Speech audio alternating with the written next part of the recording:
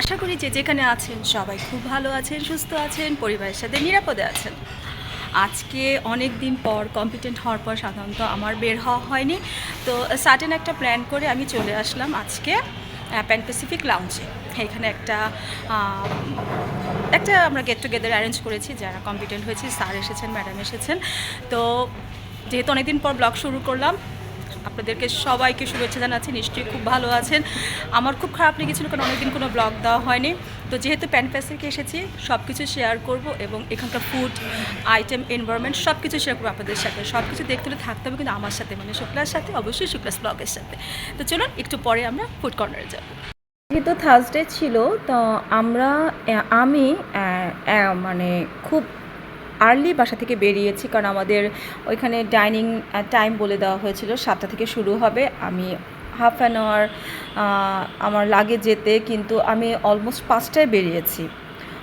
যেতে যেতে আমার বেজে গিয়েছিল 6:30। তো ভাবলাম এই 30 মিনিটস কী করব, তো চলে গেলাম রেস্টুরেন্টে। কিন্তু ওরা ওদের ফুড কর্নারে আমাকে অ্যালাউ করছিল না ভিডিও করার জন্য, কারণ যে যখনই ওদের ফুড সার্ভ হবে তখন মাত্র শুধু আমরা ভিডিও অন করতে পারবো। হতে পারে ওদের রুলস আর রেগুলেশন, বাট এত পোলাইট ওরা ছিল, খুব সুন্দর করে আমাকে কথাগুলো গুছিয়ে বলার পর। এবং আই ফিল অনার্ড যে তারা কিছুক্ষণ পরে আমাকে বললো যে ম্যাডাম ইউ মে গো নাও, তো কিপ ভিডিও। তো ভাবলাম যে ঠিক আছে, তো আমি ভিডিও স্টার্ট করি। ওদের মকটেল কর্নার থেকে শুরু করলাম। আমার কাছে ওদের এনভায়রনমেন্টটা হ্যাঁ ঠিক আছে, আমি এখানে 80 দিব out of 100, but food, oh my god, lots of item ছিল ওদের ওখানে। তো ভাবলাম আচ্ছা ঠিক আছে, আমি ভিডিওটা খাবার আগে স্টার্ট করে দিই। তো আমার স্যার আর ম্যাম যিনি ছিলেন, তো আরও আরেকজন ছিলেন, তো তারা সবাই মিলে ফুড কালেক্ট করা শুরু করে দিল। বাট আমি দেখলাম কি, মানে প্রথম দিকে গেস্ট কম। আমি সবসময় মনে করি যে যে কোনো বাফেট গেলে যে ফুডটা যদি প্রথম থেকেই আমি এনজয় করতে পারি, তাহলে আমার কাছে একটা মেন্টালি একটা স্যাটিসফ্যাকশান আমার কাছে আসে। তো সবাই একটু একটু করে ফুড কালেক্ট করছিল। তো আমি সেই ফাঁকে মনে করলাম যে আচ্ছা আগে ভিডিও করি, তারপরে আমি ফুড খাবো। কারণ কি, এখানে তো খেতেই এসেছি। তো এর আগে যদি সব কিছু একটা অ্যারেঞ্জ করা থাকতে, যদি ভিডিওটা আমি ক্লিপটা নিই, তাহলে আমার ভিউয়ার্সদের জন্য সুবিধা হয়। তবে আমি সাজেস্ট করব আপনারা আসতে পারেন। দ্য প্যান প্যাসিফিক লাউঞ্জ আমার কাছে ভালোই লেগেছে, আর ওদের ভ্যারাইটি একদম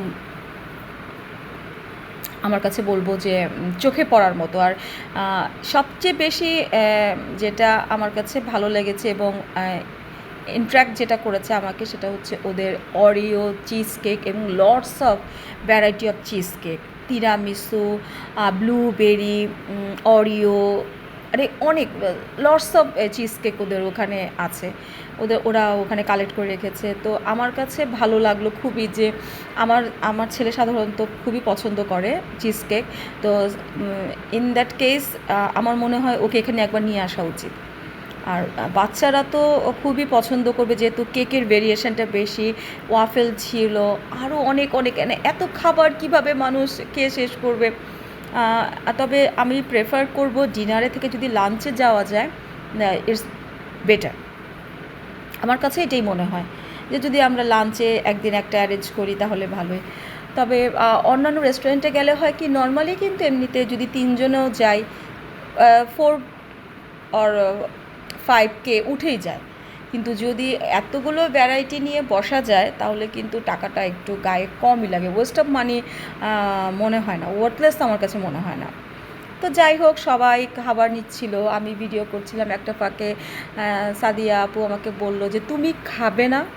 আমি খাবো, আমি গিয়ে শেষ করি ভিডিওটা, কারণ আমার ভিউয়ার্স যারা আছে তারা দেখলে সুবিধা হবে, তারা আসতে পারবে। এটা ধানমন্ডির 15-তে আছে, ধাবার অপোজিটে। আমার ভিডিওটা কমপ্লিট করার পরে আমি স্যারের টেবিলটা নিলাম, যে স্যার এত সুন্দর করে গুছিয়ে নিয়ে বসেছে, তাকে একটু ভিডিও করলাম। তারপর আমি আমার প্লেটটা গুছিয়ে নিলাম। আমি এমনিতে একটু অল্পই এখন খাওয়া দাওয়া করছে, স্টমাক কেন জানি আমার খাবারও নিচ্ছে না। আমার মনে অ্যাপেটাইজ আমার খুব প্রবলেম হচ্ছে। তারপর আমি গুছিয়ে একটু খাওয়ার চেষ্টা করলাম। তারপরে একটা টাইমে রাত 8টার পর আফটার 8 PM ওরা একটা কেক কাটার ব্যবস্থা করে। সেখানে যে টুক করে একটু কেক কাটলাম। ছোট্ট একটি ব্লগ শেয়ার করলাম আপনাদের সাথে, আশা করি ভালো লাগবে। ভালো লাগলে লাইক কমেন্ট শেয়ার করতে কিন্তু একদম ভুলবেন না। আর নতুন নতুন ব্লগ দেখা আমন্ত্রণ জানিয়ে আমি শুক্লা আজকের মতো বিদায় নিচ্ছি। টাটা। হ্যাঁ, মনে করে আরেকটা কথা বলে দিচ্ছি, আমার চ্যানেলটাকে সাবস্ক্রাইব করে কিন্তু এটা আমার পাশে থাকবেন এবং পাশে বেল আইকনটি কিন্তু অবশ্যই ক্লিক করে রাখবেন। সো আজকের মতো সবাইকে শুভরাত্রি।